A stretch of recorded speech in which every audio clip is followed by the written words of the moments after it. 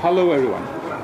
With the opportunity of the publication of the Greek translation of the book Free Market Revolution, How Ayn Rand's Ideas Can End Big Government by Yaron Brook and Don Watkins, we're here in Athens with Dr. Yaron Brook to discuss with him about his book and about those ideas that were laid down by Ayn Rand in the mid-20th century and whether those ideas can indeed end big government. Welcome in Athens. Thank you. Ayn Rand Institute is the body that promotes the understanding of Ayn Rand's philosophy, Objectivism. Well, could you briefly tell us who was Ayn Rand and what is Objectivism? Sure. Ayn Rand was born in Russia in 1905, Alicia Rosenblum, to a middle-class Russian family, Jewish Russian family. She witnessed the Russian Revolution in 1917, lived under communism. And from a very young age, it was clear that if she was going to stay, she would not survive. She was an outspoken critic of communism. She was an individualist. She had opinions that were not shared by by the communists who were all around her. So she managed to escape in a small window when Lenin allowed people to leave for school. She managed to leave. Her family knew she would never come back. And she made her way to America with nothing. As a young woman, she knew some English, but her dream was to be a writer, and she loved the movies, so she wanted to work in Hollywood, and she wanted to write for the movies. She showed up in Hollywood with nothing, and landed up having jobs in the wardrobe department as an extra on movies. And at night she would write and learn English and perfect her English. And she became an incredible success story, kind of a good example of what we imagine the American success story is. She became a best-selling novelist. Her real big first success was the book called The Fountainhead, which is available in Greek, as all her novels are. And The Fountainhead was rejected by 12 publishers. Finally, a publisher agreed to publish it. But they didn't publish too many copies, but it became a word-of-mouth bestseller. Right. And soon enough, they were making more and more and more editions. And to this day, The Fountainhead sells more than 100,000 copies in the United States, which is an astounding number for a book that's over 70 years old. She then wrote Atlas Shrugged, which is considered a magnus opus. And Atlas Shrugged, of course, the publishers were bidding to get Atlas Shrugged. And again, Atlas Shrugged today sells hundreds of thousands of copies a year, and it became an instant bestseller. After that, she wrote philosophical works. So Atlas Shrugged was published in 1957. Starting throughout the 60s and the 70s, Ayn Rand wrote philosophical works, and then she died in 1982. Right. Her philosophy, briefly. So Rand considered herself, in a sense, Aristotelian. She believed that the root of her philosophy was in Aristotle. So in metaphysics, she advocates for A is A. You know, Aristotle's famous formulation: reality is what it is. The law of identity and the law of causality hold. They're in a sense axiomatic. You don't make up reality in your mind, and there's no other being that is making up reality. It is, and it is what it is. And again, in a sense, following Aristotle, we have the tool to know reality, to understand reality, and that's reason, the use of logic. So the use of our senses are valid representations. So again, an anti-Plato view and a pro-Aristotle view. So our senses our senses are valid. Our consciousness doesn't make up reality. Our emotions are not guides to reality. Our reason is. Reason is a faculty of the individual. There's no group reasoning. There's no group think. And her morality is focused on the individual. And for her, the purpose of morality, again, similar to Aristotle, is to articulate the virtues and values, to discover the virtues and values that are necessary for human flourishing, that lead to happiness, that lead to success, eudaimonia in Aristotle's terminology. And the only political system consistent with individuals using their reason to pursue their happiness is a system that leaves them free, a system that protects their individual rights, their right to pursue their values, and that is capitalism. That is a system of where the government leaves individuals alone, protects them from force and fraud, but otherwise lets them live. Right, right. One idea within Ayn Rand's philosophy is the idea, the concept, I should say, of selfishness. Yes. And you refer to in your book to that as the package deal. And I would like to quote from your book. You're writing that this is why Ayn Rand called the conventional notion of selfishness a package deal. It groups together things that are crucially different based on superficial similarities.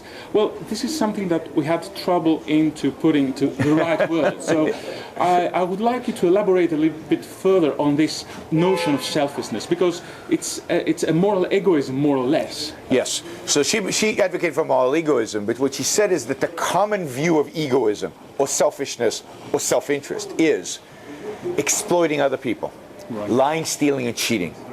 So the package deal is the combination of somebody like, let's say, a Steve Jobs, who produced for a living, who worked hard, who was honest, who actually made a life for himself and created values for all of us, which she would say is, in a sense, a well-lived life, with a crook, right, with a thief, with a politician, a corrupt politician, who are all thought of as self-interested. So Steve Jobs, and I don't know if the Greeks know who Bernie Madoff is, but Bernie Madoff was a big, widely publicized case of so a big crook who stole billions of dollars from his friends. We think of him as selfish, and we think of Bill Gates as selfish. And what Ayn Rand has said, no, they're not. Bernie Madoff is not selfish. The corrupt politician is not selfish. The crook is not selfish. They're actually not pursuing what's in their self-interest. Bernie Madoff's in jail, very unhappy. He was unhappy even before he was caught, because it turns out that lying, stealing, and cheating are destructive. Right. So she would say that's self-destructive. Real egoism, real self-interest, being really selfish means to be productive, to use the faculty that really drives all value creation, which is our reason. So she would say rationality is the most important virtue. Again, somewhat following Aristotle, not exactly the same, but similar in the sense that the standard, and it's an objective standard, is what is good for you long-term throughout your life. It's not whatever you feel like. It's not to steal and lie and cheat. It turns out it's to be honest, it's to be just, it's to have integrity, and it's primarily to think, to be rational, and to produce, to be productive, to take care of yourself, to make the stuff that makes it possible for you to live. Right, right. You mentioned before Aristotle. One side of the Aristotelian ethic is really the pursuit of one's happiness, and I see that this is the same ethic for Ayn Rand, Objectivism. But thinking about it, this means that the individual should be embraced by a system that protects and promotes individual rights in every aspect, political, economic, social. Yes. Would you say that Objectivism reaches out for laissez-faire capitalism? Absolutely. So Objectivism advocates for laissez-faire capitalism because under laissez-faire capitalism, the only job of government is not to regulate, it's not to control, it's not to tell us how to live, it's not to nudge us into good behavior or tell us what we can and cannot drink or can or cannot eat or cannot. It's basically to protect us, to protect our rights. Now, what do rights mean, right? Because there's a lot of confusion about rights, just like there is about selfishness. Rights means freedom. Rights means, when we say you have a right to your life, what does that mean? It means the right to pursue the values that you believe are necessary for your own life, necessary for your own happiness. That's the right to pursue happiness. Free of what? What is the enemy of life and the enemy of reason and the enemy of rationality? Force, coercion. So the government's job under laissez-faire capitalism, and according to Objectivism, is to protect us from coercion, to protect us from the crook and the thief and the terrorist and the invading army, to establish clear definitions of property rights, to have a judiciary, and then leave people alone to pursue their life, to pursue their happiness, to exercise the values and the virtues that are necessary for their own life. Right. Okay. But you see, and actually in your book, you spend pretty much the first part of the book saying that in the past decades, the government in the United States has been expanding, Yes. and not only expanding, but it's actually deviates from the perception of the founding fathers had for government. Why do you think this is it? Well, I think over the last 100 years, the U.S. government has systematically moved away from the vision of the Founding Fathers and away from the protection of rights to what the Founding Fathers feared, which is that government becomes the biggest violator of rights. It's the coercer. And if you read Madison and you read Jefferson, they always write, in all of history, the biggest violator of rights, the biggest coercer, the biggest enemy of freedom has always been government. Why has it happened? I think it's happened because while the Founding Fathers were great political thinkers, they built a beautiful political system and a beautiful separation of powers and a constitution, and it's all magnificent. They built it on a foundation of quicksand. They built it on a foundation of conventional morality and conventional philosophy. And that conventional morality says that your purpose in life is not to pursue your own happiness.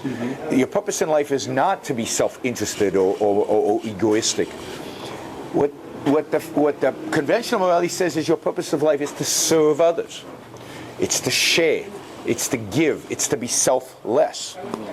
And that morality is not consistent with laissez-faire capitalism. That morality says that somebody else's need, somebody's poor, somebody's sick, somebody's hungry, it's now your moral duty to help them.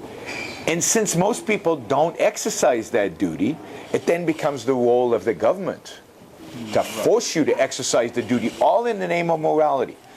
So the attack against the Founding Fathers in the late 19th century, early 20th century, the attack against the American system was a moral, ethical attack.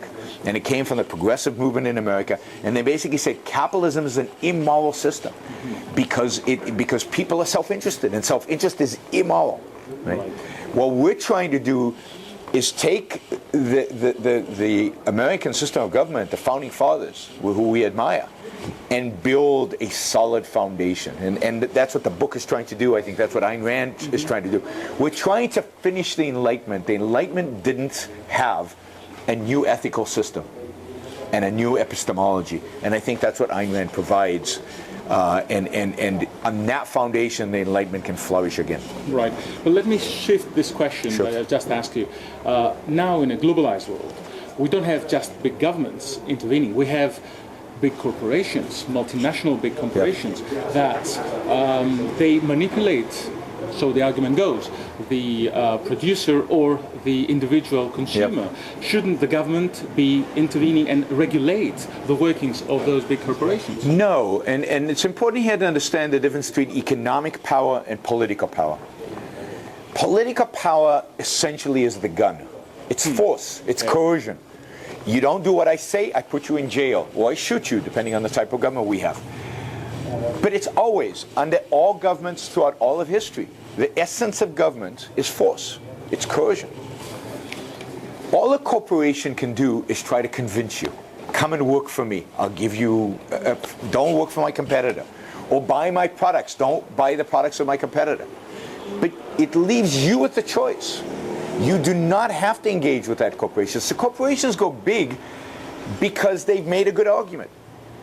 Because we buy their products. We don't have to buy their products. There are plenty of other products. Or we could go back to farming if we really wanted to. So we have options in life. It's voluntary. And the only way to be successful as a business is by creating value. Government, to be successful in terms of size, is to get bigger guns and to use them more effectively. So I believe that violence, the initiation of force, is evil. It is destructive. It is what holds humanity back. Economic power, on the other hand, since it's voluntary, leads to flourishing and success and prosperity. Right. Well, you've mentioned about value creation, and in your book, you make a stand for the profit motive. Yes. When I read about the profit motive, immediately in my mind came the Gordon Gekko phrase, greed is good, or lunch is for wimps. Okay? Yes. But I sense that you gave a different flavor to the profit motive, and indeed Ayn Rand in Atlas Shrugged gives a totally different aspect of the profit motive. Could you brief us on what's the position of the profit motive into the objectivism philosophical system? Well, the idea is that profit is good, profit is moral, because profit represents, it's a market signal for the value you create. So when Apple builds an iPhone, and it sells it for $400, it cost Apple a lot less than $400 to put it together. Right. But that combination, I'm willing to pay $400 for. Why? Because my life is going to be that iPhone is going to be much more valuable to my life than $400. It's going to raise the quality of my life by more than $400, so I'm willing to give up $400. So Apple can produce something, and it's so valuable to me that I'm willing to pay much more than what it cost them to produce, and they can get a profit. And that profit symbolizes the value that they created for me and for themselves. So I benefit because I got an iPhone. They benefit because they got $400. They've made a profit.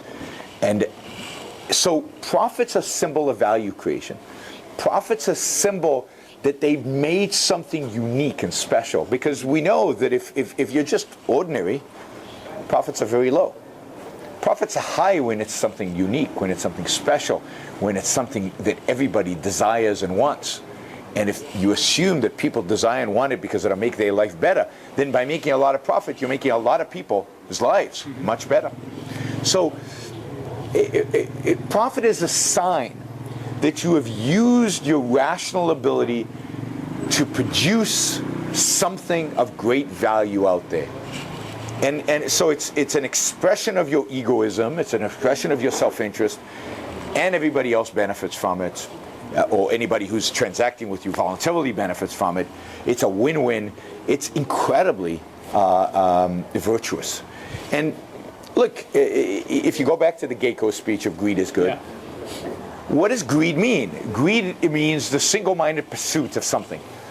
And often there are periods in life where single-minded pursuit of money is not bad, where you're trying to build a life, you're trying to build some capital. So greed is not necessarily bad if it's exercised prudently and appropriately in pursuit. And lunch is for wimps. There are professions in which, you know, if you eat lunch, you're going to lose. True. So there's a lot of truth in that one little speech of Gordon Gekko. However, Oliver Stone in the movie puts it in the mouth of an evil person. He puts it in the mouth of somebody who actually is not about creating value. He's not about building and producing. He's about destroying. He's about cheating. And he does it on purpose. He gives the good speech to the evil guy so that they create another package deal. The package deal of greed and hard work and being productive and creating money with evil.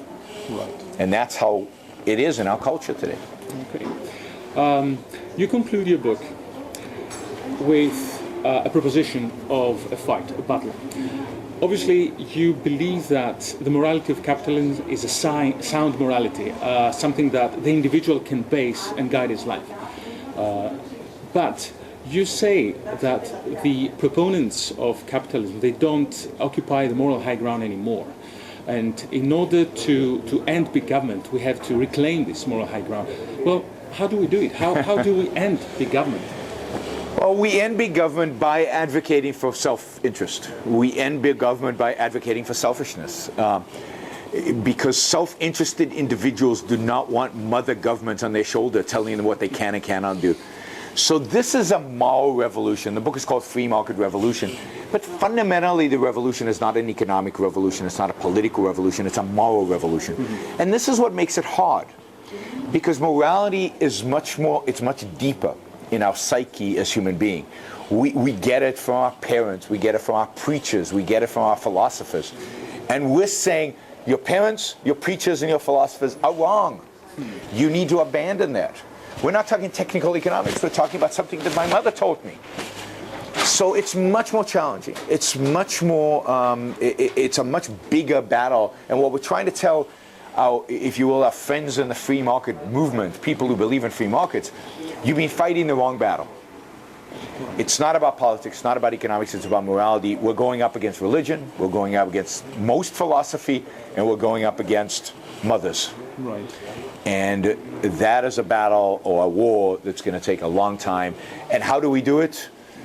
At the end of the day, it's education, education, education. At the end of the day, you got to expose young people to these ideas. You got to debate them. You got to engage with them. You got to expose them. You got to write books. You got to teach classes. That's how you get the ideas. There are no shortcuts. There's no one thing that if I just did, everything would change. It really is about education. Right. Well, Dr. Brook, thank you very much for sharing your thoughts with us today. My pleasure. It was a pleasure and an honor for us, and hopefully we'll see you again. Absolutely. Perhaps with your next book. That would be wonderful. My next book's on inequality. Super. My answer to Piketty.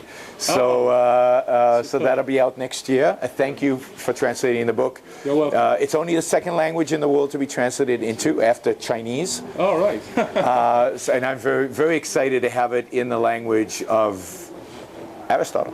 Super. All right. Thank you.